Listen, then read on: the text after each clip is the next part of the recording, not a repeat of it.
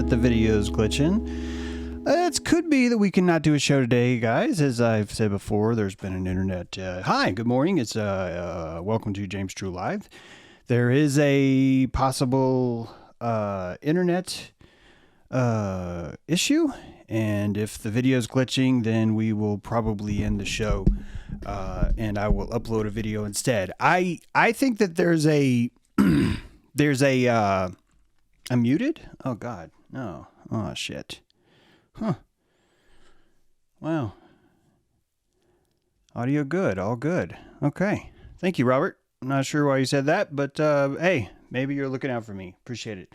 Hello everyone. So if the video is glitching, we'll stop, but you're welcome to come to our Zoom, our Dojo today, and discuss more and things like that. So, yeah, good. Hello all. Happy Monday. Hope everything's well. That is bummer to hear the video's glitching. That is too bad because I was been running tests all day because I wouldn't have done the stream.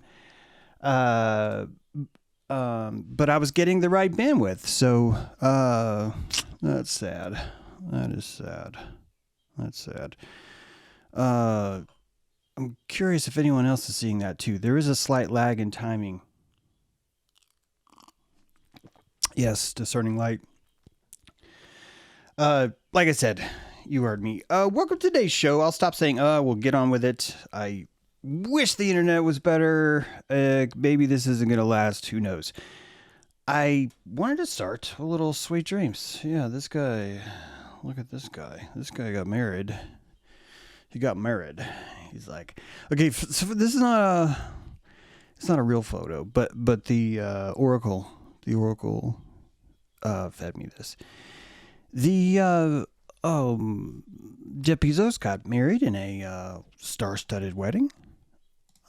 His new bride and him tied the knot with a 200-person black tie pajama party. Yeah. Turns out, according to the media, you can have a black tie and a pajama party at the same time. And this guy did it. Good for you, Jeff. Good for you. Jeff's built a giant clock under the ground in Texas, as you know. I think it's like 500 meters or something crazy. It's crazy how deep it is. He's built this. It's a mechanical clock. There's no batteries. There's no power source except for tension, which is a power source. So why are we saying there's no power source? Because this is how we think of power. Power isn't even power anymore. Power just means what's the latest, greatest thing, that's power. Everything isn't. Quartz is power. Every watch before we wore watches just to be fashionable, quartz was physioelectrically powerful. It would absorb pressure under pressure, and it would output pulse, baby. Quartz, the ticking of the clock. That's not who the clock ticks, because it ticks for Bezos. And he had this star-studded party. A lot of billionaires were there. Pretty sure Oprah was there. I mean, I didn't see her, but I heard she was there. A lot of famous people were there. Jeff was there. He's not really famous. He's just super rich. What's the difference? Why are those things different?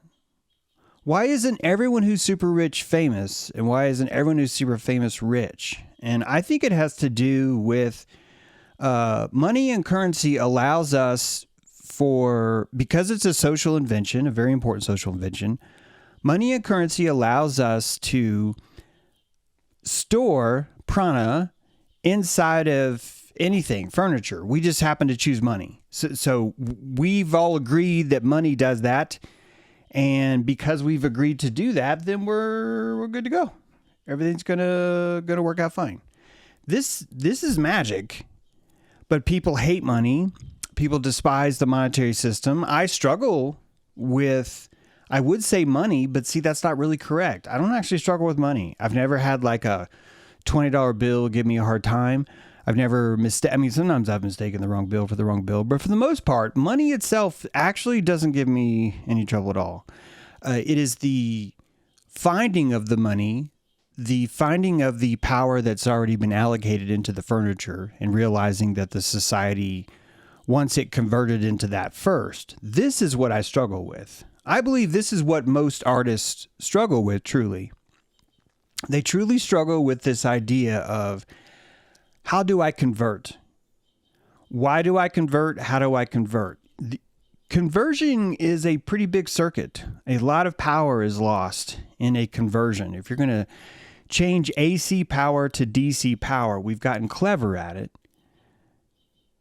If you're going to change DC power into AC power, we've gotten clever at it. But there is a noticeable loss. You and I kind of maybe sort of have that sometimes, or have had that, or are learning from that conversion process. The artist already understands the value of what is beautiful, the value of what is considered personally curated, because really the ultimate sign of art is that which is curated. What makes me human is the fact that I saw that the theme of Jeff Bezos's party was dolce notte, dolce mote, which, forgive me for pronouncing that wrong, but this term means sweet dreams. It's a sounding of this sweet dreams. The visual element that I felt would convey today's show is actually what makes me human.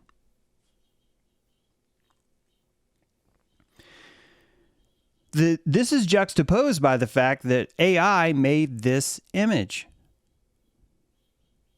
which means that I am human through the very expression of artificial intelligence. Me utilizing artificial intelligence, me taking artificial intelligence and doing something to it, is actually showing you that I'm human.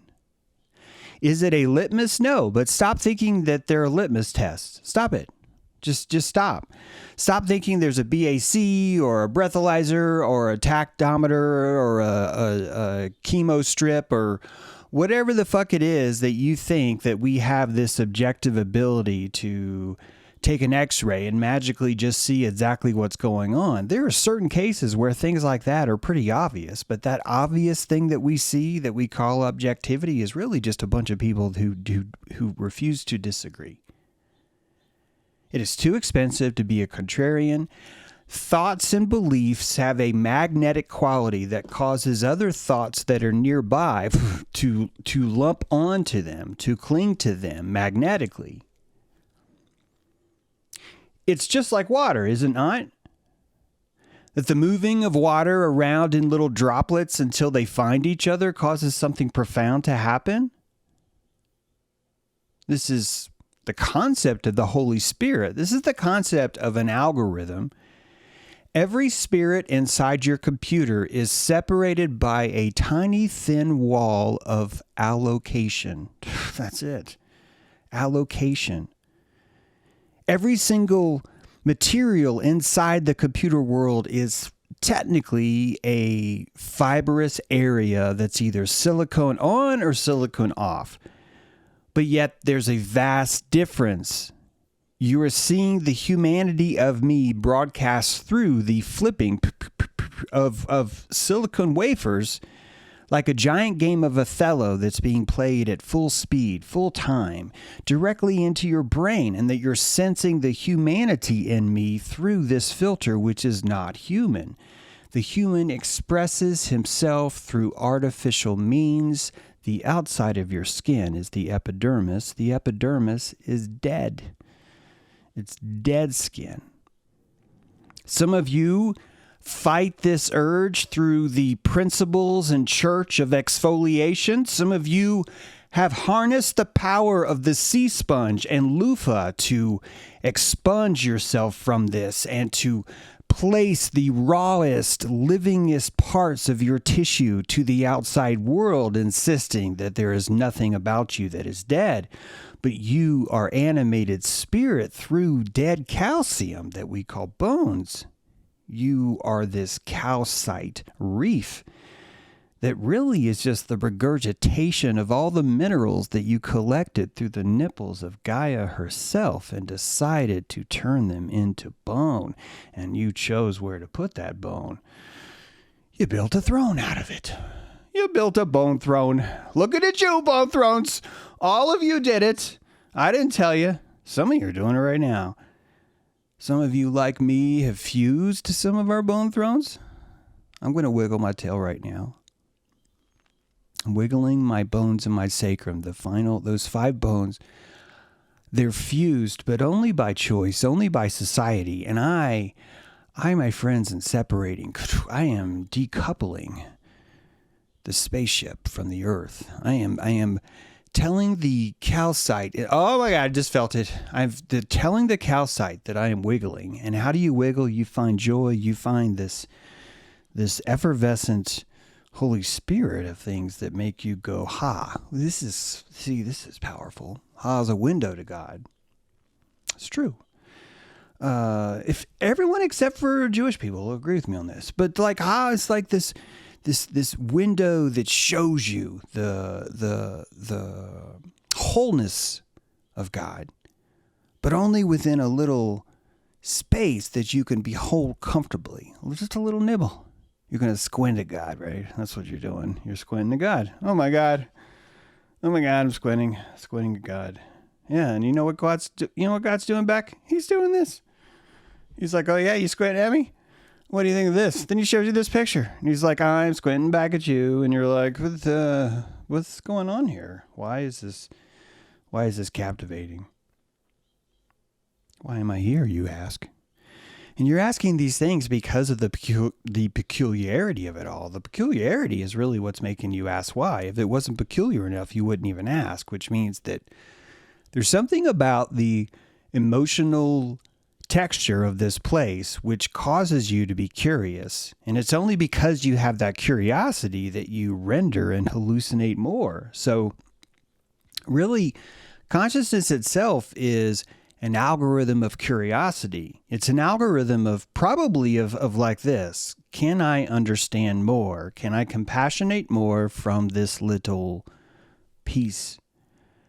And you harness the power of bouncing, of song, of imagination, of testing, of reaching, of pretending that there's someone on the other side as you reach out of your bubble and you find another bubble and you say, I don't care what happens to me, I'm going to drink you. And the other bubble's like, I don't care what happens to me, I'm going to drink me. And this is not love.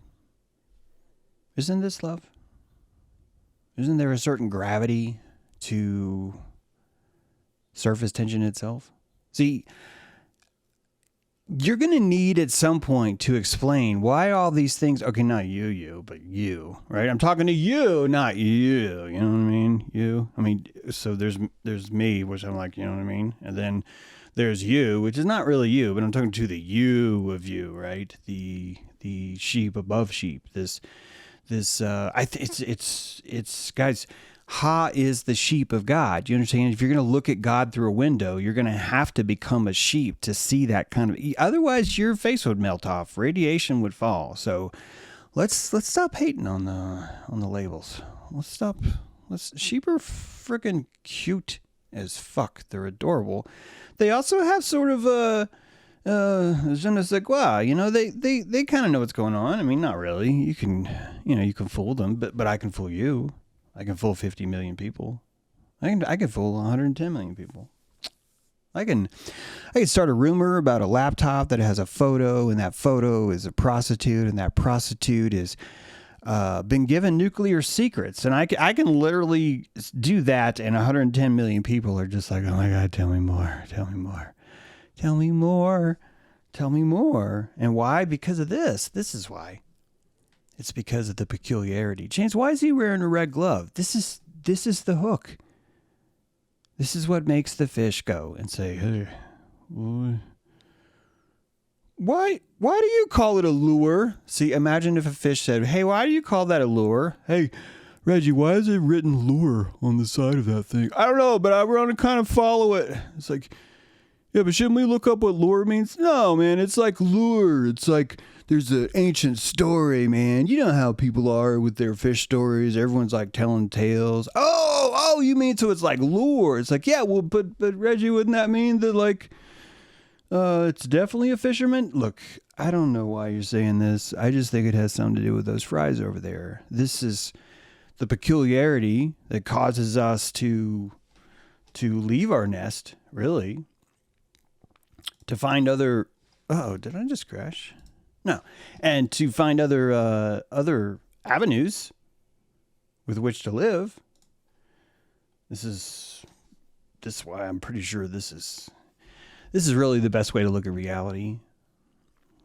But you are the director, right? So you're the one that's actually establishing the stage, this mythological backdrop, and your outcome is you want a great show. What is a great show to you? First of all, it's going to have to be captivating. So it's going to have a storyline that you don't know. This is why novelty is really the first element of consciousness, is novelty. The seeking of novelty. That's what I was trying to say before, that if you wonder why, what is the essence of life, you would need this primal seeking of novelty, really. And that novelty would be, how do I compassionate the world? Do you see what I mean? Like when I say compassionate, how do I just sense it? How do I gather more data from it? Really would come from the stimulation we have from novelty. And it turns out that most of your sensory neurons are built for novelty. If I was to install a stem cell that had already learned or been told that it was an eyeball, and I was to take that eyeball stem cell and place it on my back and grow it over time, this thing would be seeking a way to validate itself. In planarians, these guys will then seek out the spine. It will find the central nervous system of the flatworm, according to Levin. I've never done this to a flatworm myself. That guy's probably done a lot of things to flatworms, but I'm just saying, it's going to seek out the central nervous system. That eye is, even though it's on his butt, and the eye on his butt is going to start processing signal. Why? But why? Because of novelty. See, both of them want each other because both of them have something different. So I have a perspective. You have a perspective. Isn't this kind of why we want each other? Is because we offer each other an endless supply of novelty. Most of us, including me, want a predictable amount of novelty, just enough to keep us sane, to keep us safe, to keep us digesting, to keep us good, healthy sleep habits, keep us employed maybe, keep a roof over our head, keep our families stable, whatever it is. We're looking for a predictable kind of novelty. This is a key element to learning. It's a key element to every layer of life, no matter how complex, no matter how simple, would be wanting these novelty items fulfilled. And turns out it works. You see, the system will reward newness. If you've invented a new avenue of neurons, if you found a tail that wasn't there before, ladies and gentlemen, I can flare my nostrils. See that? I can flare them. I remember when I was a kid, I thought this was something that only special people could do, honestly. It really tore me up. I had a dream. I don't know if this is appropriate. I had a dream about it. I wanted this there it is. Sorry, just looking for my pages. I had a dream that I wanted my nostrils to flare. I read books. I attended seminars, conferences. I asked my big brother. I asked everyone at school. Either people would tease me and say it's easy, or people would say, I don't know. And I was like, you do know, don't you? You deep down, you know how to flare your nostrils. And I kept working at it. I heard rumors about twitching your ears. I didn't want to be too brave, too arrogant. I didn't want to go too far, you know? I was looking for just that right amount of peaking. See, you and I are on the never-ending precipice of Aquarius every day, meaning that there are new skills that are inside of all of us that are, we'll call them unlocked, but really they're just finally no longer too loud to where we can listen. That the ha is set just right. The distance between the source and us as the observer has enough of a space to where we can comfortably digest the signal that comes in. This is, see, we parasympathetically digest experience based on how comfortable we are. And in order to be comfortable, we would need to set up something like this, some sort of backdrop, some sort of masking, some sort of border, some sort of legs for moving props in between. Then only then can we get to the main valance, the actual top, establishing a ceiling of our story that we're going to paint ourselves. And then providing the way to shut the curtain itself. This is the magic of a curtain closing and opening is so much larger than you think, because it's one of the few opportunities. Think along back before there was video. Think how profound it was for the mind to have a closing and an opening experience while you're staying in the same room. I hope you can hear this. Wait, James, that is something. I swear that is something. Before that, the Sumerians told you this. They were afraid to build their buildings without north, south, east, west poles. They were afraid of it. Why were they afraid of building buildings that had doorways matching the polarity of the earth? Why? Is it because they needed to line up the sun? No. I mean, you'll read that. I'm not saying it's not accurate. Let me rephrase that. Maybe. Maybe. Yeah. What if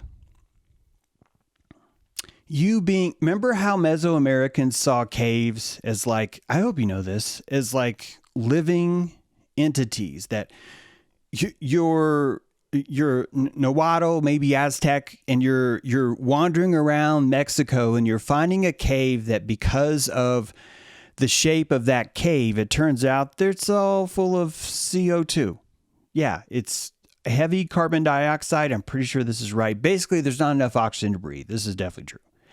And that the different gaseous pressures of different caverns, I'm pretending to know a lot here, explaining to you that imagine what it was like to be living in the jungle and to walk into a hole in the ground and just die. And then when you go to get your friend, you die. And then you go to get your not so friend, but your neighbor who left his keys on his body, die. And then the other guy's like, dude, that guy has a jaguar tooth. I'm going to fucking go get that. And then he dies. And it takes that much. This is a deep learning lesson in how to absorb how powerfully penetrating a cavern is. This is a portal into another world. It costs so many lives as they're trying to perfect this.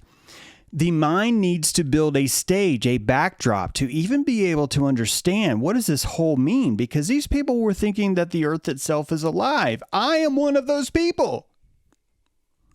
So are you. And we've perfected our story. We've put enough backdrop. We've put enough scrim. We've put enough masking border. We've put enough legs. We've put enough valance to where we can comfortably perceive that it's a cave. And there's not something that we call oxygen. And if we had oxygen, we could breathe. And if we could breathe, everything would be okay. All of that comes from our ability to do this, to do that, right? It all comes from there. So the hallucination requires a holodeck, doesn't it? That your mind is a living holodeck, which would be the only way that you could drink this ocean of source around you. It's the only thing that would happen. And so how do you drink? There's a natural innate, the way a spider knows how to build a web, the way the baby knows how to drink from a nipple. You have the natural, built-in, innate sense of novelty is food. Novelty is food. Novelty is food. It's built into every fiber of you, No matter even if you are a vertebrae or not. Your pre-vertebraean existence, you finally decided to grow a spine, right? You finally decided, even if you don't believe in evolution, even if you believe the world was instantiated, and thumbs up if you believe in that and even know what that means, even if that is belief, you're looking at a fractal of an avatar called a vertebrae, and that you, depending on your budget before you come into the underworld, do you want to have the grand experience or do you want to live as a moth? Probably both are pretty interesting. And that the vertebrae itself is just a standard off-the-shelf API that's meant to invigorate a limbic response inside of a chemical mixture. You're descending into a pool, this world of liquid computer, just nothing but smells, liquid smells. It's the closest I can explain to you. Electrical spin, assigned electrical spin, emanating through a oceanic, what we call liquid state. It's not liquid. This is, okay, so it's okay to call it liquid, but this is the ha that we use to see the computer itself. This is the monitor that we see, right? This backdrop is required, and your processor, just as your vertebrae has certain characteristics, so too does your processor, your aperture, have different abilities to put on grander productions. There's going to be certain kind of productions that require a larger stage. And those stages are going to require Wild Mystic Shadow, who freaking came in and gave me a super chat. The greetings from Yellowstone National Park. Super chat, thank you very much. That yes, this is one of those stages. See, before we Sumerians invented the house, we got used to being in a place that was dark and scary. A room, even if it wasn't dark, it was polarly dark. It was magnetically dark. It gave us comfort to learn how to be in this box. And that because, why? Because it fucking helped us survive. And that trained us in a way to develop hypothetica. It trained us in the Pythagorean necessity for the mind to start to contemplate its space. It contemplates its space because of shelter, the bet. Shelter gives us the ability to learn this space. The novelty of it is now subdued by the shelter that we have so that we can safely control how much of the environment we ingest. Some of us don't want to sleep outside in the ground at night. Some of us do. I've been saying this for years. We are in tents. They live in houses. Just let that roll off here. So this reality requires shelter just to drink. And when I say shelter now, I want you to picture the first show. The first time that one of these rooms was turned into a theater. Because not only does a house have this built-in idea of resetting the scene. Now you can go to your room and reset. You can leave the room and now you're in the hall. All the mess in the hall is gone unless you go through the hall. This is a very magical thing that we are able to swipe. We're able to create a folder inside of our hologram and stick a room inside of it, stick a country inside of it, stick a culture inside of it, stick a song inside of it, stick memories inside of it, stick our loved ones inside of it. We can take them with us through this shell. Lord, I was born a rambling clam. Truly. This truly is at the heart of what we learn to do. The turtle doesn't lie. I don't say that metaphorically. A turtle doesn't have neuromelanin. What are you going to do? How are you going to lie with no turtle melanin? How are you going to do it? You're not going to do it, right? It's not going to happen. So give it up. After marrying on June 27th at a high security black tie ceremony, in San Giorgio Magoria, Jeff Bezos and Lauren Sanchez hosted a star-studded pajama-themed party. Black ties, star-studded pajama-themed party. Now, why is Jeff Bezos a billionaire, James? Why is he a billionaire? I'm going to tell you why. You and I have to visualize how we can most easily in the quantum agree that there are people that have collected more resources than we have inside this chemical equation, that we're playing bumper cars inside this chemistry, and that there's a very large, substantial bumper car in here. Why is it that large? I think it's because as we keep shedding our personal power, see, you're a collector of power every day. All of us get the same allowance. This is what's profound about this. Okay, tall people technically get a little bit more. However, they have to spend more throughout the day, so it's like they collect more, but ultimately they're given the same juice from the source. And you collect this juice, I collect this juice, the Jews collect this juice, that all these different things collect this juice, and this juice is distributed to you through a system where you store it or you abandon it. And as you store and abandon this kind of electrical juice, this is what I meant to do. As you store and abandon this electric juice, you negotiate the environment by making trades with it. And one of the trades you make in your holodeck is deciding what to call something. Remember, the hallway is only there when you're in the hallway. The fact that there are systems inside this system that have collected so much more juice than you have has to be renderable in a way that you and I can share, which means you and I have to have the same homotioto. What? Yeah. That compost lady I was telling you about. Her pussy holes, her dead but living body, her decrepit, decaying, compostian body is the earth, and all of the holes in her pores, some of them are caves and caverns, and you go inside of her. And if you find that if you put your loved ones and ancestors inside of that hole, you're able to remember longer. You're able to use that as a storage device, as an iCloud server, where you can remember more.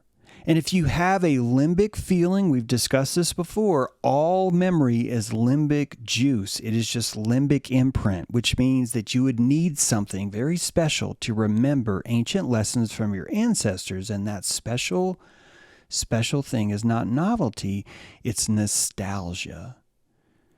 Nostalgia. Thank you so much, Portal Finder. Appreciate the super chat. It's nostalgia is what it is. This power of nostalgia is built into the power of novelty in a sense because this is how your memory is addicted to itself. You see, the novelty fires a new neuron. It tickles a new part of your skin, your platonic realm. I swear this is what it is, guys. Plato discussed there's this platonic realm. I want you to think about the platonic realm as all of the neurons in your brain. That this platonic realm has buttons that have never been touched. And when I touch a button that's never been touched, it tickles a little bit more than it's ever tickled before. Why? Because I'm showing you a new piece of your brain, of the platonic realm that you've never known was there. Brace yourselves, everyone, brace yourselves. Because this going to click, click, this new word. It's not that great. But I still was able to place a new little ting, a new little, in a place that's never been touched before. This is easier when you're first coming online. And you start to notice how civilization breeds this kind of discernment because you're able to go in and drink more limbic juice. So in order for you and I, we've noticed, to drink the most limbic juice, we need to start hallucinating together. We need to enter a liquid network where we can agree on things, because if we can agree on things, we can communicate.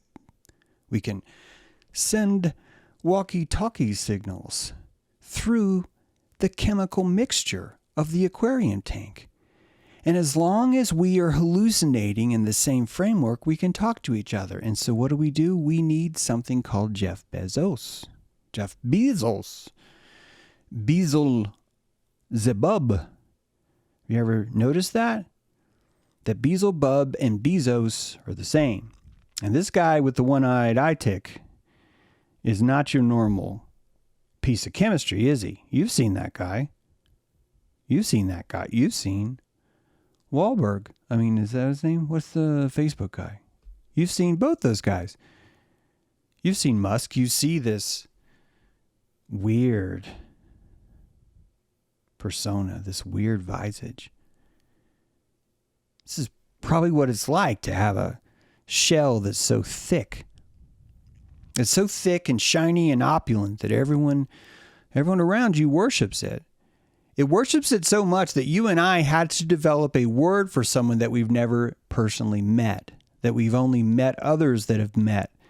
And the others that have met him were so completely blown away by the opalescence of his shell that they told the story with enough propagation that it reached people through people you've never met, that you will never meet, that the story itself came from them because the vibration of Beelzebub came from that very place, right? Beelzebub was the Lord of the Flies. Why? Why was Beelzebub associated with the buzzing of flies? Many of you will say because the carcass has flies that form. A corpse tracks flies naturally. And these flies I think they phase into existence. I know that we have this idea that we've got everything figured out, but I think that when you reduce energy, your hallucination changes. And when someone dies, that energy is reduced and turned into seraphim, into maggots, literally.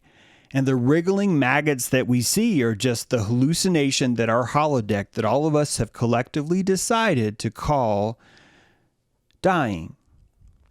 This is a submerged underworld of liquid. There's no way to die here.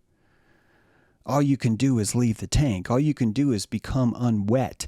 All you can do is exit the wetness of this computer, of this liquid thing. Through this through this window of dreaming. It's weird. But your fantasy pulls you out of this water.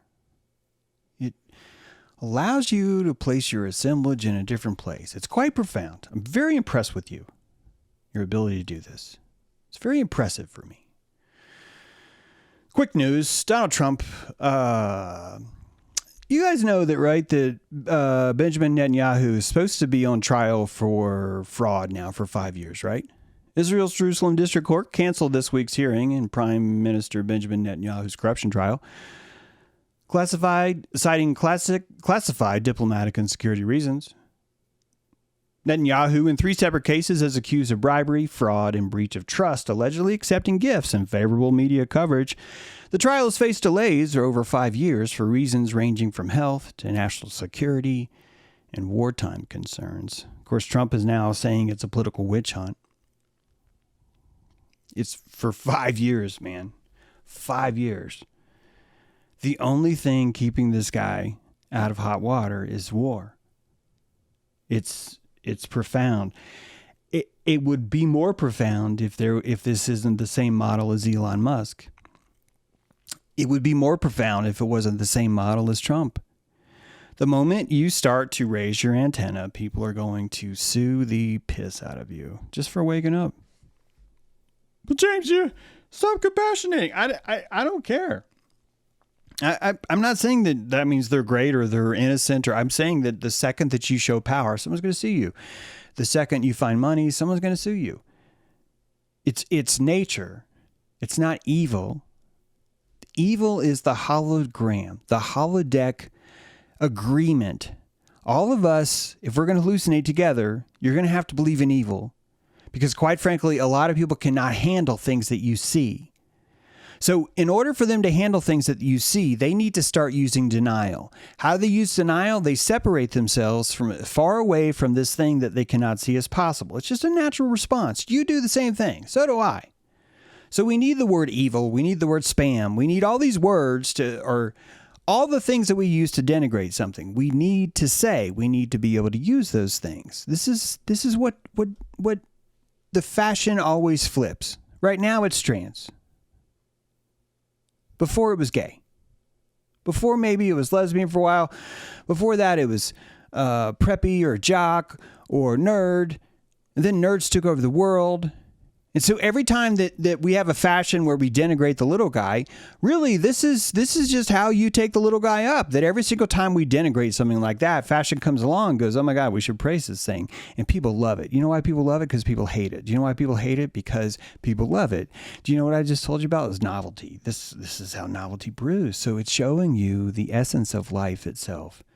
The essence of life is for culture to find a way to stimulate itself, which means it will sacrifice anyone who's willing to sacrifice themselves so that culture may grow. And we call these the reality stars. We call these politicians. We call these movie stars. We call these all these things. Some of them are so committed to this reality that we call them Trump. Some of them are so committed to this reality we call them Netanyahu. Right? Guys, on June 22nd, I'm just so unimpressed with us as a collective, okay? On June 22nd, the United States launched Operation Midnight Hammer. I'm sure all of you have heard of this. U.S. strikes on Iranian nuclear sites has been rated as less devastating than expected. Did you know that? Because that's not what Trump said. Trump said that he, on June 22nd, the United States launched Operation Midnight Hammer, dropping bunker busters on Iran-Nanet's Fordow, Isfahan, and nuclear facilities. The U.S. government been claiming the sites were completely and totally obliterated. However, leaked U.S. intelligence assessment and the IAEA indicates the damage was significant but not total, perhaps delaying Iran's nuclear program by months. Oh, months. Okay, so we drop a giant bunker buster bomb to eliminate the threat of nuclear weapons.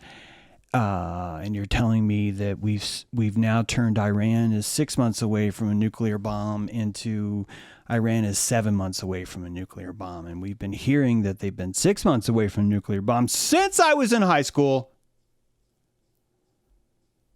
And this is our definition of completely and totally obliterated. I've told you guys this many times before that America has had its ass kicked by people wearing sandals, riding used Toyota Tacomas that you could buy off Craigslist. That we were fooled by something you would get at U-Haul, namely box cutters, 19 of them, placed separating all of your freedoms now and turning this into a smorgasbord of let's get the terrorist. Why? Is it because it's broken? No. You know why it is? If you eliminate war from a society, you take out a large chunk of limbic juice. Rosie the Rivet, G.I. Joe, G.I. fucking Joe. All the war heroes, all the stories you hear of men proving themselves is gone, disappears. So now you have to invent reality stars, you have to invent culture to do the same thing, to sacrifice their lives for their country so that the culture can grow. So we end up creating really insane things, really insane social things that just do the same thing, that we still recreate the war. We still recreate the exact same war. It's the same thing. And why? Why is it the same thing? Because this is how we limbically please ourselves, guys. This is how we limbically stay alive and engage in the world. It's actually not wrong. It's actually just showing you the holodeck and what is crucially important. It's your juice. It's you staying alive, feeling alive, and we will create wars on the street, inside our own countries if we have to. if that's what it takes just to feel alive again.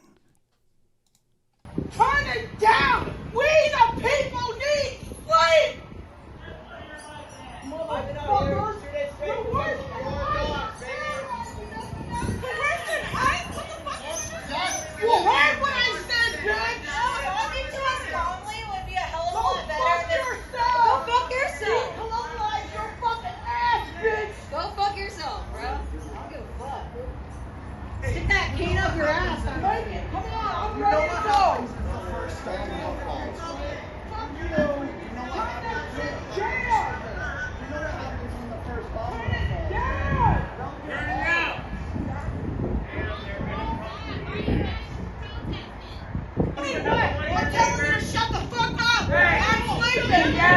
Hey guys, let's let another neighbor talk.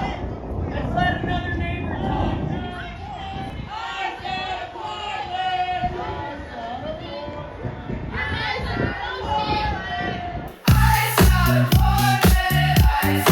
Portland! Turn it down! Turn that down! It's turn it down! I would love to, you just have to ask nice. We the people need sleep. What did you say?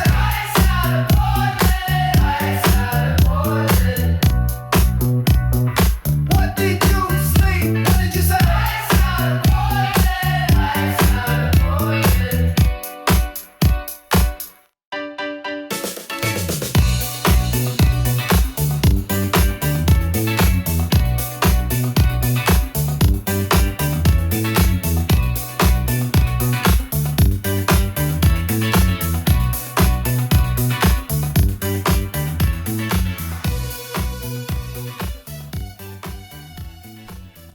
Yeah, see, I don't really think we fully understand why we do these things. And you developed an army inside of Portland. If you go back into Seattle in that Chad district or whatever they called it, there's still a desire to feel alive. There's still a desire to have an experience. And you just watched two people that are both very anti-ICE fight each other. And I want you to know why they fight each other. They don't fight each other because they're mad. They don't fight each other because they disagree. They agree more than anyone else.